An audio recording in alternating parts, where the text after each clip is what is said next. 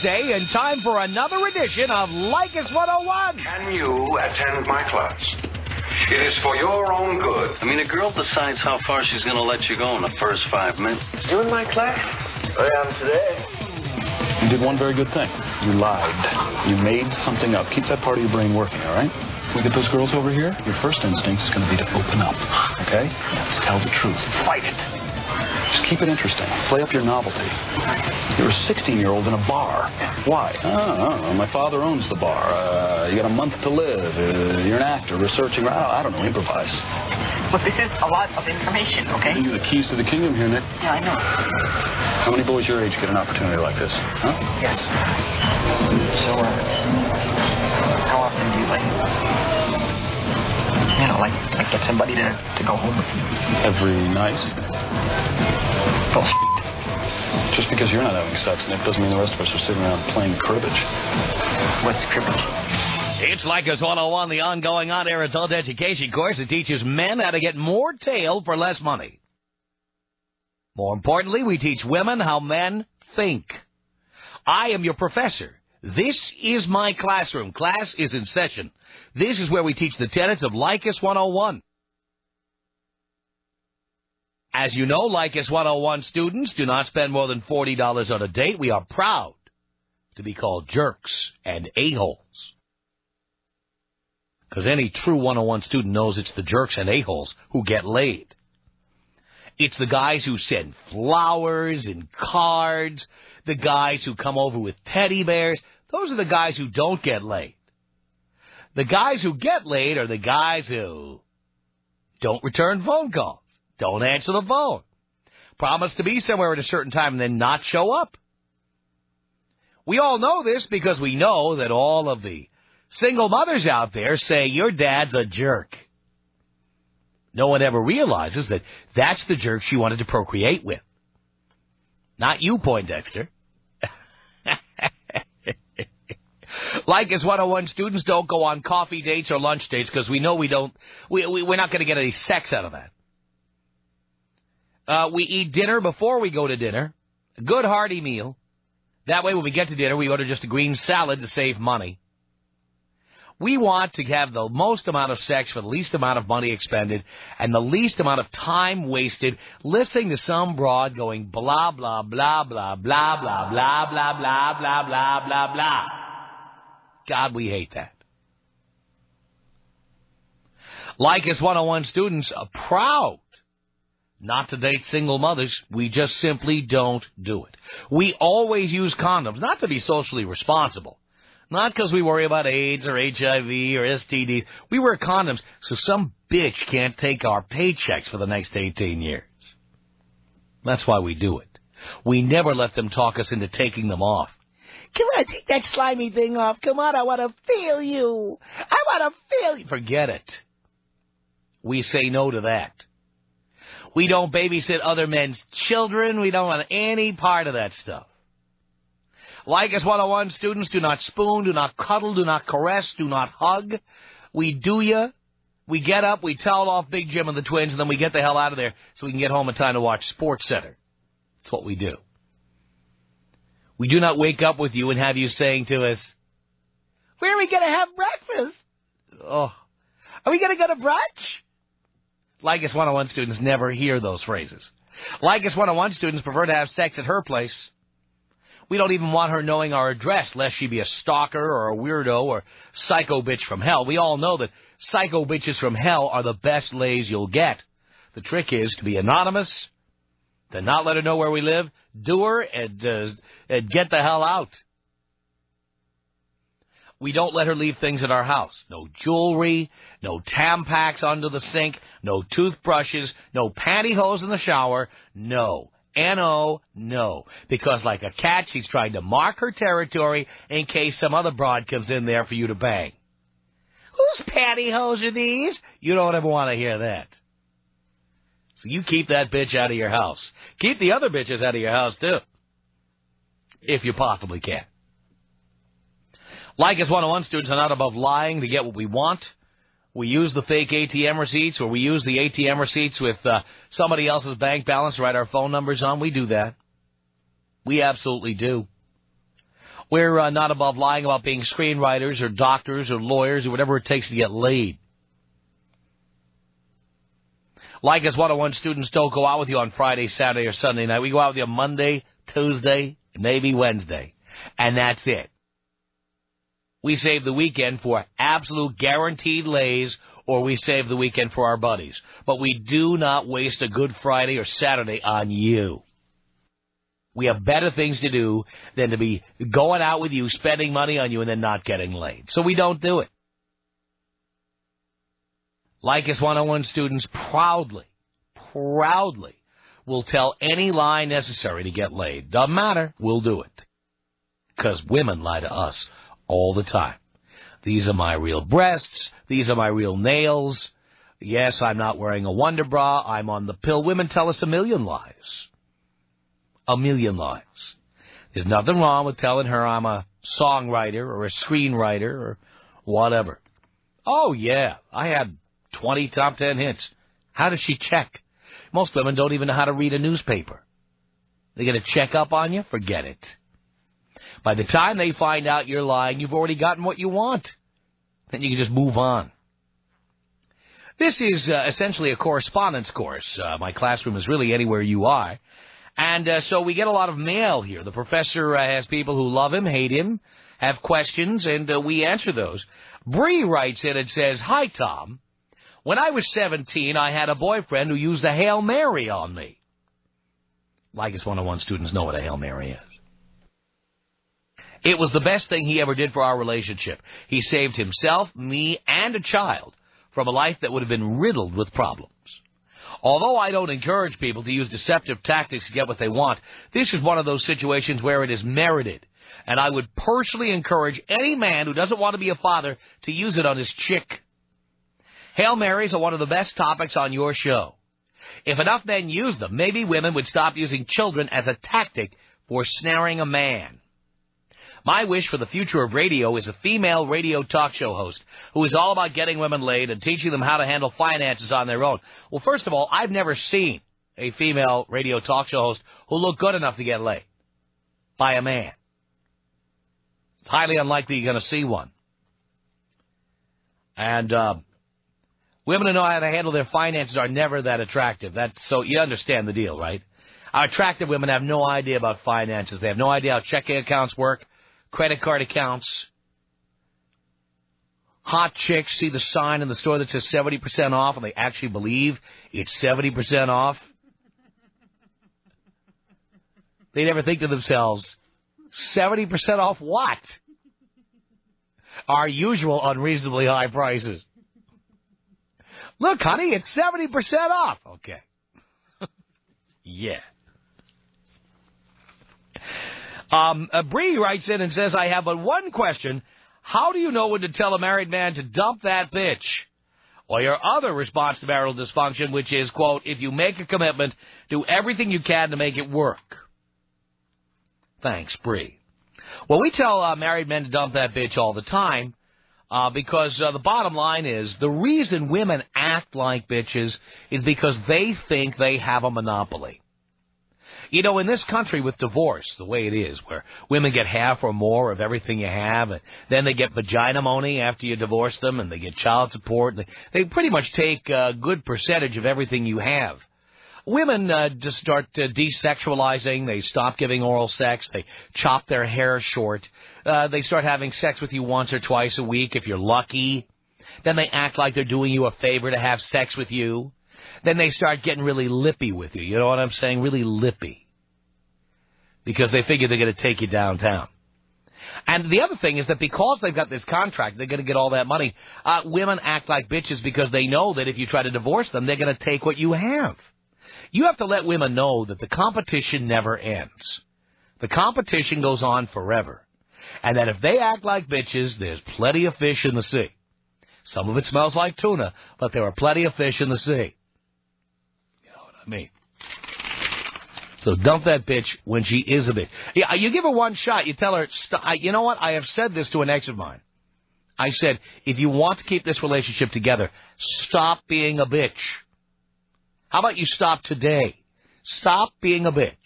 If you'll stop being a bitch, we have a hope of saving it. But if you keep being a bitch, there's no hope. So how about you stop being a bitch? If they don't know what you're talking about, or they act like you're loony, then it's time to go. Jeremy writes into the professor. He says, Dear Tom, I think your class is great. The reason I'm emailing you is I have a problem. I am a pussy. I know I am now that I've been listening to your show. I want to learn from the best, or should I say the master of the poon. I want to know how to go from being a pussy to getting all the, I'll say poon I can handle. He didn't say poon. Teach me, oh great one, he says. Thanks, Jeremy. Well, Jeremy, I must say that the part of going from being a pussy to getting the poon means you have to do the exact opposite of everything you think works. That means stop sending flowers, cards, or gifts of any kind. Stop taking them to dinner. Stop spending money. If you are so inclined, don't hire limousines. Don't buy lobster. Don't buy champagne. Don't answer the phone on the weekend. Tell her you're going to call her back on Monday, then don't call her back till Thursday. Then if she says, let's get together, suggest the following week. Just keep stalling her off because you are in demand. You are more important than she is, and you have more important things or women to do than she is. Knock her self-esteem down as low as you can knock it, and then nail her. Good luck, Jeremy. It's Like It's 101, the ongoing on-air adult education course. We're teaching men how to get more tail for less money. We teach women how men think. If you have questions for the professor, if you object to anything your professor has said here in the classroom, now is the time to make yourself heard. Tom Leykis. Yes, the Tom Leykis Show, Like It's 101. I'm your professor. Tomorrow, we'll be broadcasting live from the Pig and Whistle, right in the heart of the dump we call Hollywood. Yes, don't let Entertainment Tonight fool you. Hollywood is a slum. I live there, by the way. It didn't stop me from living in Hollywood, but trust me when I tell you. Half the morning in Hollywood is spent cleaning the vomit off the stars on Hollywood Boulevard. So, they try to tell you Hollywood is this big, glamorous place, you know. All 10 of you who watch the Jimmy Kimmel Show have seen shots of Hollywood Boulevard. It looks very glamorous. But trust me when I tell you, I think they're paying the bums as extras. You know, when Coldplay plays out there on Hollywood Boulevard, they got a bunch of bums. They're all wearing Coldplay T-shirts. That's what they do. The Hollywood Chamber of Commerce, by the way, loves the Tom Leykis Show. Tom, you're making this very appealing for people who want to come down tomorrow. Our audience isn't put off by that, Gary. You forget. Oh, no. I mean, our audience does have the vomit thing down. That's true. Absolutely. Are you kidding me? You go to the Pig and Whistle, drink too much, you find out where Gregory Peck's star is. It's like a game. The Hollywood Chamber of Commerce, by the way, loves the Tom Leykis Show. Tom, you're making this very appealing for people who want to come down tomorrow. Our audience isn't put off by that, Gary. You forget. Oh, no. I mean, our audience does have the vomit thing down. That's true. Absolutely. Are you kidding me? You go to the Pig and Whistle, drink too much, you find out where Gregory Peck's star is. It's like a game. It's like a drinking game. Whose star is out in front of the Pig and Whistle, do we know? We got to check. I don't know. Why don't we call over there and find out? Good idea. I'd like to know. Because has it all set up, so you're going to come over here. Okay. And I've got the Sharpie. Okay. I've got actually an official rack writer. And look at this. She's all ready to go. That's a new piercing, by the way. A new piercing. The navel is pierced. My goodness. What's the cup size on these? Oh, they're A's. I've lost a bunch of weight recently, so... Yeah, but you got some nice nipple action going on there. Well, it's freezing in here. Now you know why it's freezing in here. Everyone asks, why is it so cold in here? Look at that. We'll have to get a photo of that before you go. Okay. That's a nice little A's. Very nice. I like that. They're in very good shape. Just about a mouthful. That's about all you need, right? Yeah. Absolutely. Thanks, come on. Tom. You have to be on the Atkins diet to want more than that. Come on. Thank you so much, Lynn. Thank you. Good to see you. And I mean that in every sense of the word. All right. Thank you so much. That's a good way to get Leykis 101 off to a fast start here. And again, tomorrow, Pig and Whistle, you want to come down. You never know what might happen at the Pig and Whistle on Hollywood Boulevard tomorrow. All right. It's Leykis 101. Here we go. 1-800-5800-TOM is our telephone number. Oh, look at this. We're running out of time for this segment. We were having so much fun with Lynn and her breasts that we ran out of time for the segment. So we'll come back with your calls for the professor toll-free at 1-800-5800-TOM. It's 1-800-5800-866.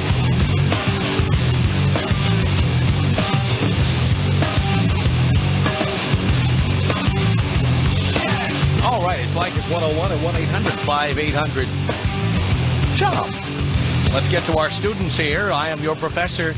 This is Tina on a cell phone. You're on the Tom Leykis Show. Hello. Hi, Tom. This is Tina. How are you? All right, Tina. Good. Hey, I wanted to thank you. You are teaching me so much about my life. How am I doing that? Well, I thank God my husband doesn't listen to you. When we got married, I weighed 115, and we traveled, went to dinner, and blah, blah, blah. Well, then I had a baby, and then he decides to quit his job and build our house, which was fine. So I went back to work, and I'm the big breadwinner. Well, after 8 months of building our house, he still doesn't go back to work. You're the big breadwinner? How big are you? Well, all of a sudden, I'm big at 179. 179? But I'm feeling all cocky because he's not working, I'm making the money, whatever. I'm not too worried, right? Well, he starts his own business. And he's plugging along. All of a sudden, I notice all my names are off the bank account. And I did lose 19 pounds, so that was good. Oh. Well, then I call the bank. All of a sudden, he has $6,000, $9,000. This week, Tom, he has $13,000 in the bank and will not give me an extra dime. Did he say why? He just said, you know what? I'm making my money, you make your money. In the meantime, my car gets repossessed. Oh, really? He will not give me a dime. And so now I'm like, all of a sudden he has money. He's a little cuter to me, Tom. And I'm a little fatter. So I've got, so thanks to you, thank goodness he doesn't listen to you. I'm on trim spa, popping trim spa, took the fork out of my mouth. I'm working really hard. And I needed $100 last week to make my bills. You know what he made me do? What? He made me get on payroll for his company. Worked my ass off for 5 hours out in the shop trying to make money. Working your ass off is no small accomplishment. No, it's not, and I wish it would have fallen off. But I think you would be proud of him, and he doesn't even listen to you. That's how much men think like that. See that? Well, at least now you know for sure that's how men think. I know, and he's so handsome, and now he's all buff from, working. And he's handsome, he's buff, he's got more money, and you know what he's doing? He's kicking the tires. He better not be. And I just had another birthday, Tom. Oh, boy. How old are you now, Tina? 41. You're up in that trophy wife category. I know, and we live in a really kind of little rich community. We're not rich. Well, we weren't rich. Where do you live, like Medina? Where do you live? Well, we live in Gig Harbor. Gig Harbor, okay. Yeah, and there's these chicks that jog all day long because their husbands are all rich, and they're all little trophy wives. Uh-huh. I know. And they're all trying to get his attention right now. Well, they better. I hope not. I hope he's too busy. You hope so. But aren't you proud of him, though, really? I mean, he took my name off the accounts, will not give me a dime, and I'm going to work at it now, Tom. Well, you might be a little late, but I suggest get on the old treadmill. I was hearing a promo for our upcoming appearance in Vancouver. I was listening to Mojo Radio in Vancouver. Yeah. And sure enough, one of the promos says that the women in Vancouver are hitting the treadmills. They're getting plastic surgery in anticipation of our visit to Vancouver. I bet. Well, it's so funny now. All of a sudden, I look in the mirror a little different, and I'm like, and every time I walk by, I hold in my tummy and try to, keep my makeup on at night. And, before I was like, oh, whatever. By the way, Dino, Dino, our screener? You talked to Dino. Yeah. Dino is convinced he's already banging somebody else. No, Dino, tell him to stop that. He's convinced. And you know what? And he's a Filipino-Mexican-looking guy, too, with big brown eyes. Dark, swarthy type? Yeah. Really handsome. Uh-huh. Yeah, so thanks to you, Tom. The fork's going out and the trim spa's going in. And well, there you go. And all you girls in Seattle who think the competition ends once you get him to side of the dotted line, it never ends. It never ends, Tom. No, and now you know what? Now when I see that I go into the Quicken every day on the computer, and I see his little bank account going up and up and up. Wait till he puts a password on Quicken and you can't get in. Well, I think he left it there. I think he didn't put a password in on purpose, so I could see it. Maybe you should leave some ATM receipts around. And he took my name off everything. Really? You talked to him about that? No, he doesn't know that well, no, as a matter of fact, I did mention it to him one time, and he was just like, the tax people told me to do that. Oh, yes. Right. That's a good one. That's a good one. Yeah, I talked to my accountant. He said it would be good for us. Yeah, exactly. Anyway, Tom, I love your show, and I just adore you, and thank you for keeping me in my commute from Renton to Gig Harbor. I'm sure you can appreciate that commute. I absolutely can. Yes, every night, so you're my savior. Sounds good to me. All right, Tina, hit the treadmill, baby. I will. I'll call you back and let you know, okay? All right. Okay, Tom. All right, Tina. Thank you for the call. There goes Tina. 1-800-5800-TOM.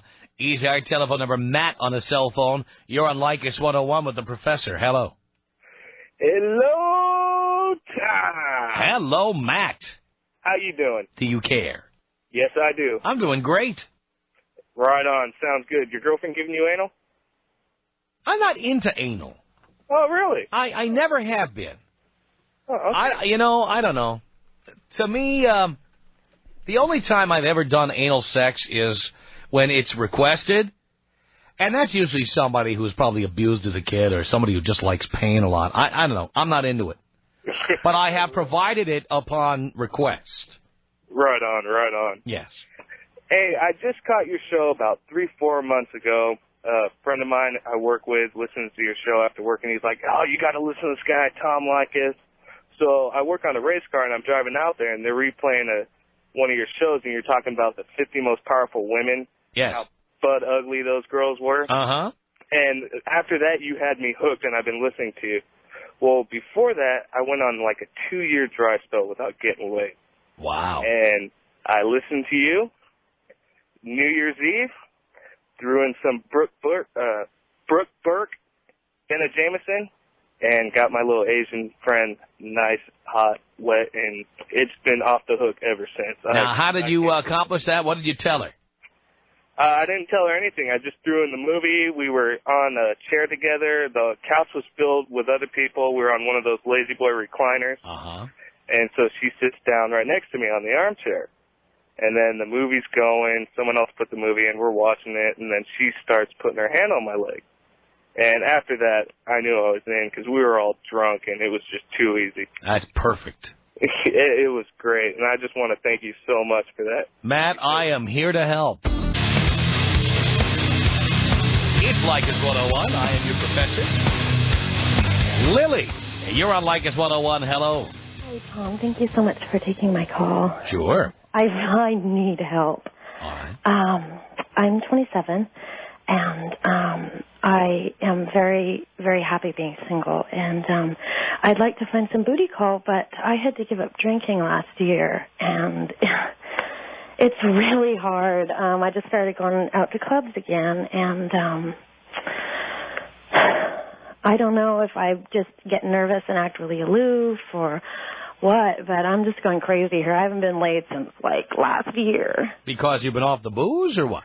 Yeah, I don't know. I laid low for a while after I quit, and I'm just starting to go out again. But I guess part of it is I'm shy and it makes me seem bitchy, and the other part is, if a guy asks me if he can buy me a drink, I say no, and that's the end of that. You know what I mean?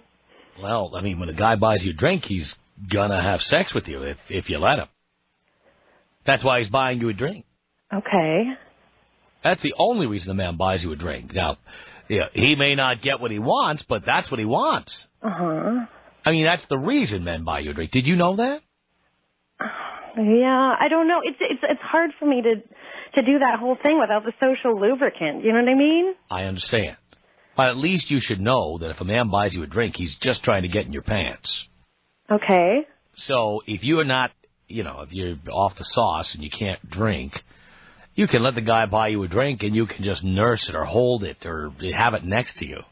Because really, all he's trying to do is get to know you so he can have sex with you. Okay. Well, that would probably help. I have friends who've been through AA and stuff, and they have mastered the technique of, it's really off-putting. Every time you go to a bar and you meet somebody who says, I'll just have a Perrier. I know. It just looks so lame. It's like you're wearing a neon sign that you've been to AA, Yeah. And so, to me, if you're, now, of course, if you're really addicted and you can't be near the stuff, that's another story. But if you can't, I just can't drink it. All right, so there's nothing wrong with having it in your hand. Mm-hmm. Accept the drink. Okay. Hold the drink. Look like you're going to drink the drink, but don't. Okay. And again, I only recommend this to people who can resist drinking it. Yeah, that's not a problem. If you can, then do that. Okay. So that that's a little too much information. You really want the guy to know you're an alcoholic? No, it's horrible. No, you don't. Well, at least not before he has sex with you. Yeah. And that's all I want, anyhow. Right. So by all means, let him buy you the drink. Okay. He will not notice whether or not you drink it, as long as you look pliable. Okay.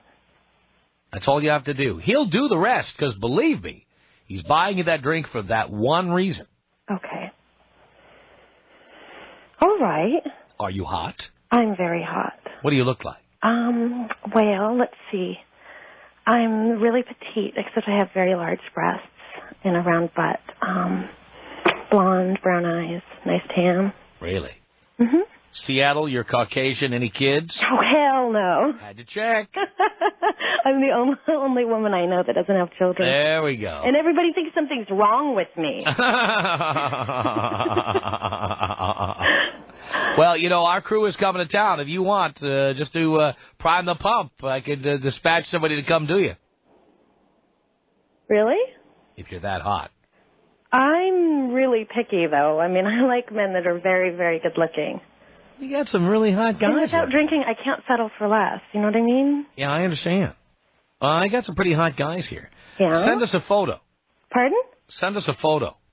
I'll give you to Dean. He'll tell you where to send it. I have a girlfriend, but these boys will take a look at your photo, and look, you might meet them and say, I'm not interested. That's fine.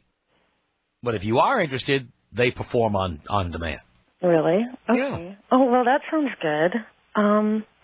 Gosh, when are you guys coming? In March. We're going to be there next month. Oh, really? Yep, so you have time to prepare. I don't even need to wear makeup, so... Really? Yeah. Oh, that's cool. Okay. Well, all right. Well, I just send you a picture then? Yeah, hold on. Dean will tell you how to send it in. Okay, cool. You'll send it in, and then these boys will analyze it, and we'll get back to you. All right. Thanks, Tom. I really, really appreciate your help. Lily, we are here to service the community.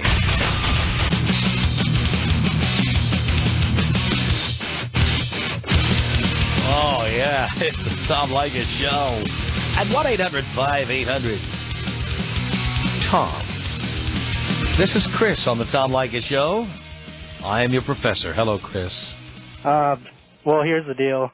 Me and my girlfriend went out for 2 years, and then I finally dumped the bitch because she was hitting up with some older guys. I'm 19, so...